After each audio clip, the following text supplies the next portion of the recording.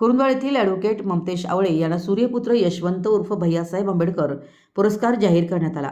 Advocate Mamtesh आवळे यांनी दिलेल्या बुद्ध, शिव, शाहू फुले आंबेडकर चळवळीत अतुलनीय योगदानाची दखल घेऊन त्यांना या वर्षीचा 2025-26 प्रतिष्ठेचा भारतीय बौद्ध महासभातर्फे देण्यात येणारा सूर्यपुत्र यशवंत उर्फ भैयासाहेब आंबेडकर हा मानाचा पुरस्कार त्यांना जाहीर करण्यात आला आहे। ॲडव्होकेट आवळे यांनी आजपर्यंत निष्पाप तसेच अन्यायग्रस्त नागरिकांना न्याय मिळवून दिलाय।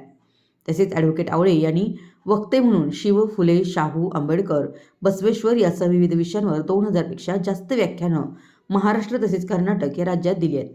तसेच विविध विषयांवर लेखन चालू आहे। आतापर्यंत 3 राष्ट्रीय व 32 आंतरराज्यस्तरीय पुरस्कार देण्यात येत आहेत। संविधान सन्मान परिषदेचे त्यांनी यशस्वी आयोजन केलं होतं।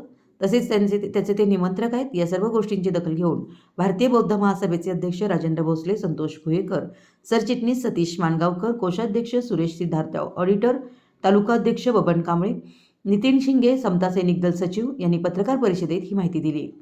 या निवडीने जिल्ह्यातून विविध मान्यवर व कार्यकर्त्यांकडून त्यांच्यावर शुभेच्छांचा वर्षाव होतोय।